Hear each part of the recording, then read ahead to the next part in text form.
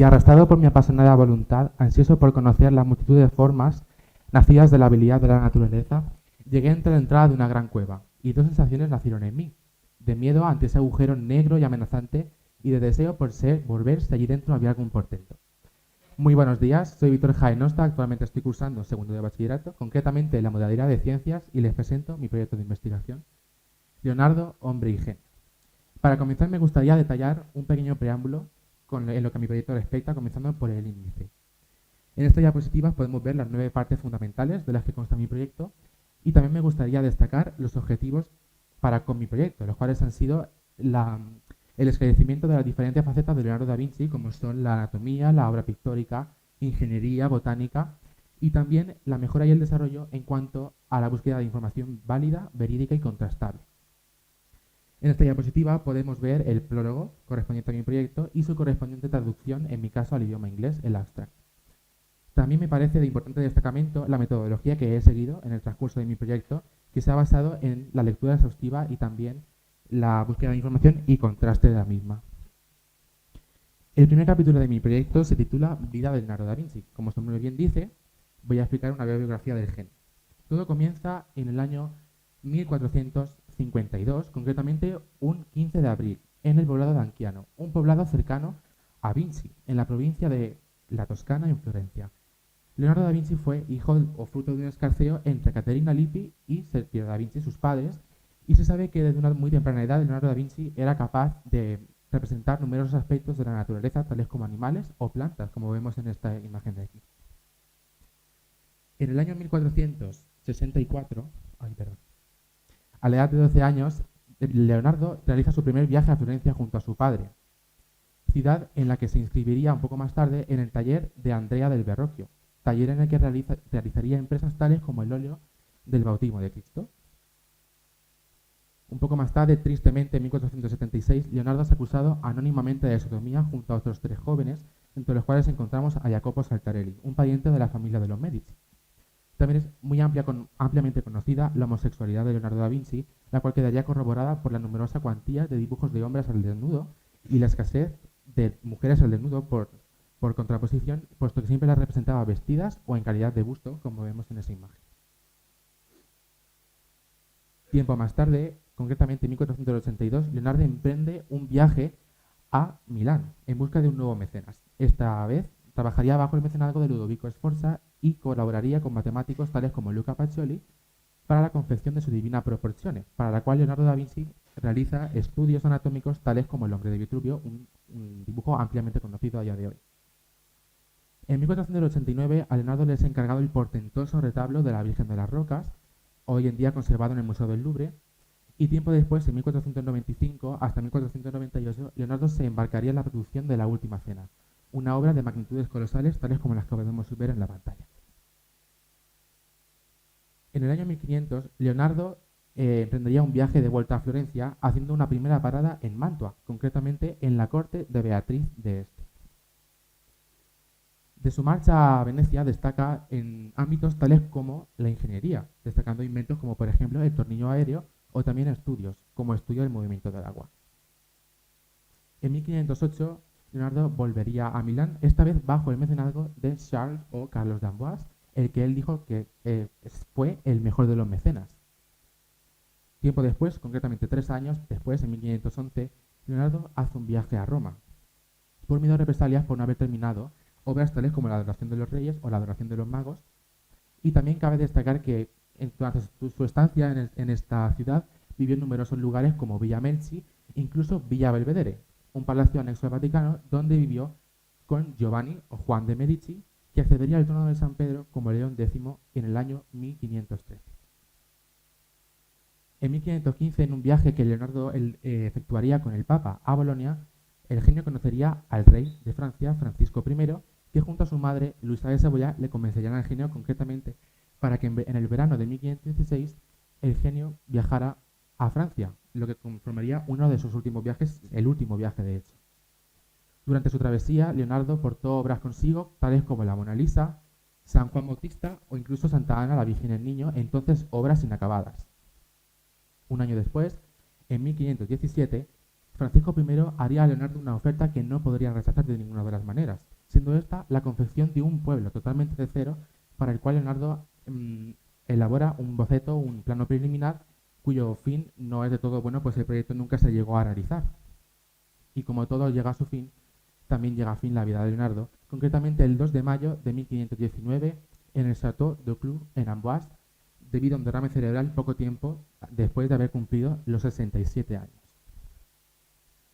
El segundo capítulo de mi proyecto se denomina El Maestro del Cimiento y, como su propio nombre indica, en él quedan detalladas numerosas obras. Como podemos ver aquí, estas son todas las obras que he desarrollado en mi proyecto, y en esta presentación quedarán detalladas obras tales como La Última Cena. La Última Cena es un mural pintado a la técnica del temple y óleo sobre yeso en una de las paredes del refectorio de Santa María delle Grazie en Milán, entre los años 1495 y 1498. Uno de los aspectos que me gustaría destacar de esta obra es casi la teatralidad que ofrece la misma, pues está compuesta por 5 escenas fundamentales, cada una de ellas, como podemos ver, compuesta por 3 apóstoles y una por Jesucristo individualmente como símbolo único. Otro aspecto muy importante y muy interesante es la perspectiva o perspectivas que Leonardo emplea para confeccionar este mural.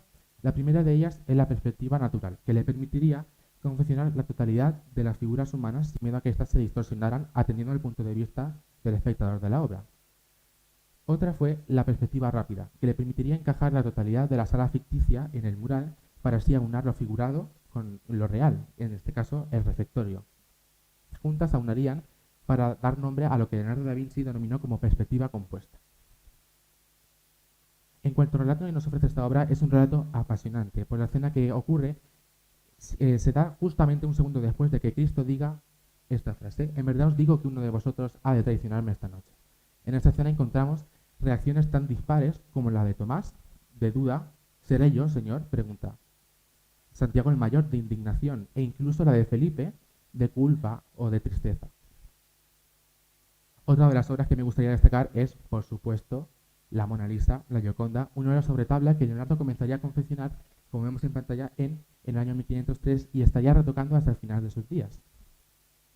Es muy ampliamente conocida y aceptada la teoría de que la Mona Lisa realmente es Isabel Giocondo, pero no se sabe quién es realmente, pues podría tratarse, efectivamente, de Isabel Giocondo, incluso de Caterina Lippi, la madre de Leonardo da Vinci, o del propio Leonardo en calidad de mujer, cuyo parecido con la Mona Lisa quedaría justificado con una comparación del óleo con un autorretrato suyo que se conserva hasta la fecha de hoy en Turín.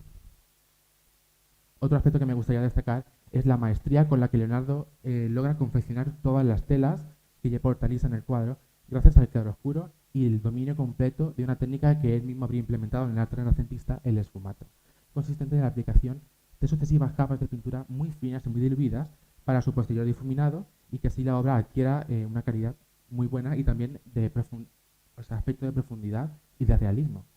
También quiero hacer un apunte, valga la redundancia, de que Leonardo hizo en uno de sus cuadernos: el ser humano no ve la vida llena de contornos definidos, sino que vemos la vida a través de un fino velo, justamente como el que porta Lisa en el cuadro, signo de virtud. El tercer capítulo de mi proyecto ronda en torno a la anatomía. Según Da Vinci, pues es ampliamente conocida la pasión que él sentía acerca del cuerpo humano y de su funcionamiento. En este capítulo quedarán detallados estudios anatómicos tales como el del corazón, un ejemplo. Con el corazón, Leonardo da Vinci establece un símil precioso, concretamente con una semilla, y basa sus estudios en lo que el científico griego Galeno, en cuya contraposición establece que el corazón está compuesto por 4 válvulas o 4 cavidades separadas por membranas y que conforma el centro del sistema cardiovascular, del cual emana la totalidad de la sangre y no del hígado como se creía anteriormente. También describe de una manera pionera el cierre de la válvula aórtica y también la fluidez del sistema sanguíneo a través de estudios como el estudio del movimiento del agua. Otro estudio que me gustaría destacar es el estudio del cráneo, conjuntamente al que Leonardo describió el globo ocular e introdujo el término de sentido común. El sentido común no sería más que la implicación de 2 filamentos que saldrían individualmente, como vemos en esta representación, de cada ojo. En ese sentido común, todos los sentidos confluirían y todas las imágenes tomarían sentido. Y también me gustaría destacar el estudio que llevó Leonardo paralelamente a este, que es el estudio del movimiento simultáneo de los ojos. También es importante destacamento de estudios tales como el del feto, el desarrollo embrionario, un estudio muy pionero a su vez. El cuarto y penúltimo capítulo de mi proyecto está orientado a la prolífica producción ingenieril de Leonardo y se titula Ingeniero hidráulico de máquinas. En este capítulo quedan destacados inventos tales como el tornillo aéreo, que no es otra cosa más que el precursor del helicóptero actual, para cuya invención Leonardo se basó en el principio del tornillo de Arquímedes. Resulta muy curioso que Leonardo confeccionara lo que es el precursor del helicóptero actual en el siglo XV, si el helicóptero actual se comenzó a usar en los años 40 del siglo pasado, del siglo XX.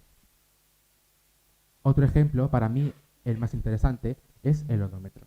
El odómetro es un aparato medidor de distancias consistente en, como vemos en la imagen, una rueda dentada que dejaría caer una bolita recorrida a cierta distancia, siendo un ejemplo 10 bolas caídas recorridos 10 metros. Este invento podría ser de gran importancia para los estudios cartográficos de Da Vinci. También me gustaría destacar inventos como el carro con guadañas, como vemos en la imagen inferior derecha, un carro precedido por 4 guadañas y respaldado por 2 guadañas en cada una de sus ruedas. También la ingeniería hidráulica que llevó a cabo Leonardo da Vinci, como podemos ver en esta imagen inferior izquierda, una desviación del río Arno en Florencia. El último capítulo de mi proyecto va orientado a las curiosidades que nos ofrece el genio. Y quiero hacer un apunte muy importante, y es que estas creencias, estas teorías, a día de hoy siguen siendo pendientes de verificación, puesto que son conjeturas. Me he tomado la libertad de nombrar a cada una de ellas, siendo la primera 2 personas, un rostro.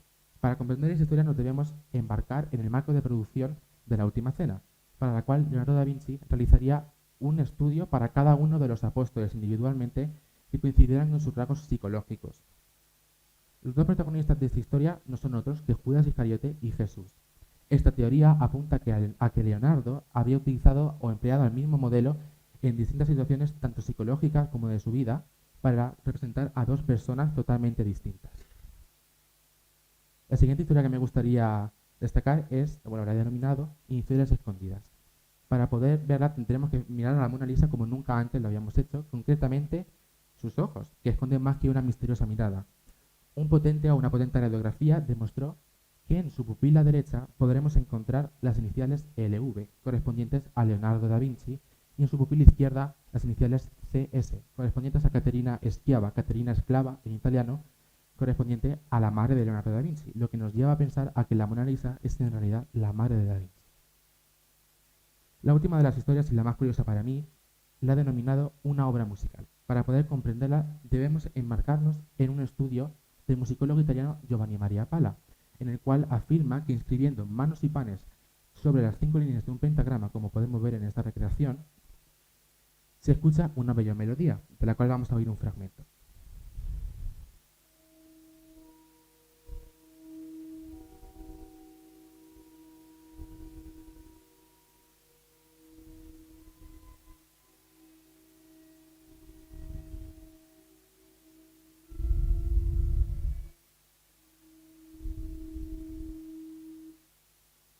Muy bien.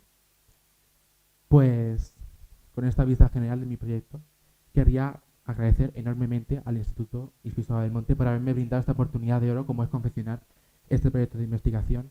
También a mi tutora, Paloma Casado Navarro, que por motivos no ha podido estar hoy aquí, también a mi familia, que está ahí sentada en primera fila, mi mayor apoyo, mi soporte emocional y también mi mayor inspiración.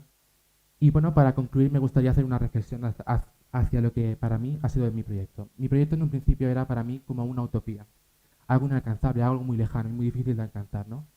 Pero como podemos comprender o como podemos comprobar, 2 años pasan fugaces, pasan veloces y bueno, como dice el dicho, nada es imposible.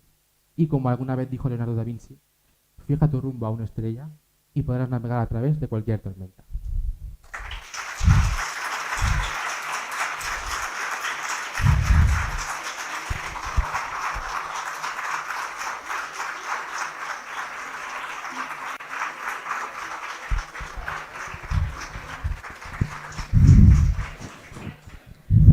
Hola, Víctor. Nada, en primer lugar, igual que a los compañeros, darte la enhorabuena por el trabajo. Muchas gracias. Entonces, yo soy humanista también, nos presentas a Leonardo, nos presentas como un ingeniero, arquitecto, etcétera, un pintor, ¿vale? Entonces, pero tú, sin embargo, te has presentado como un chico de bachillerato de ciencias. Entonces mi pregunta va por ahí, ¿por qué nos empeñamos tanto en diferenciar las letras de las ciencias? A ver, es una pregunta un poco difícil. A ver, yo en realidad me metía a esto de las ciencias porque yo veía que la historia no era para mí. De esto la historia no es una de mis asignaturas favoritas. Pero yo pienso que esa diferenciación está muy bien justificada por las diferencias, grandes diferencias entre las asignaturas que, por ejemplo, se dan en ciencias, como por ejemplo biología, química, ¿no? Y las asignaturas propias de letras que están más orientadas hacia las ciencias sociales, ¿no? Y el hecho de que yo haya hecho un proyecto, elaborado un proyecto encarado a la historia no significa que sea más de letras o de ciencias, es por el hecho de Leonardo, de por qué, cómo es él, ¿no? Entonces yo creo que esa diferencia está muy bien justificada.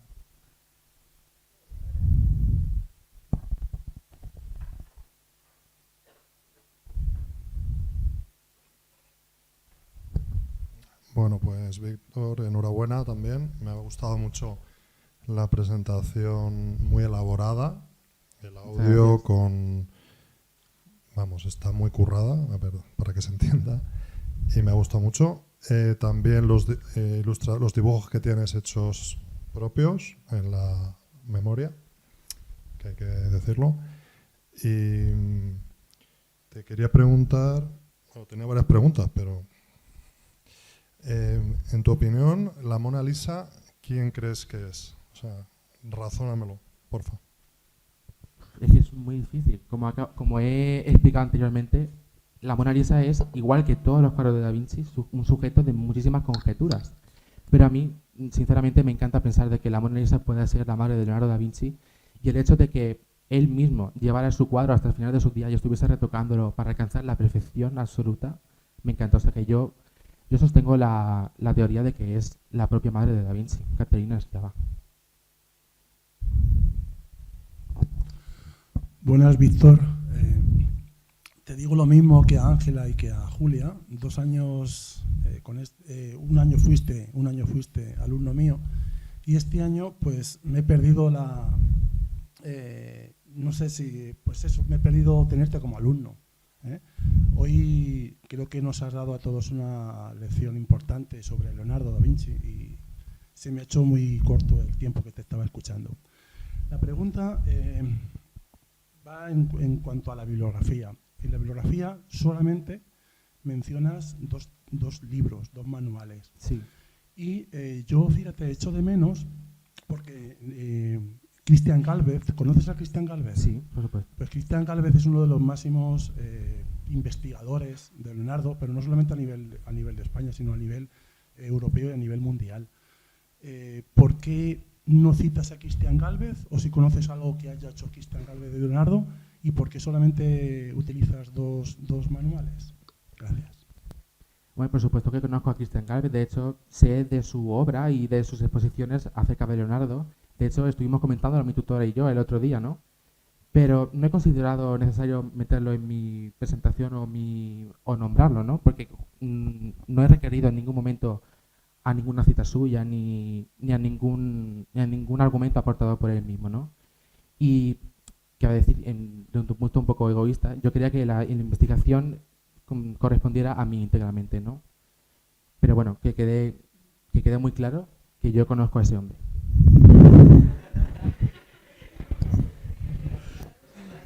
Muchas gracias, Víctor. A vosotros siempre.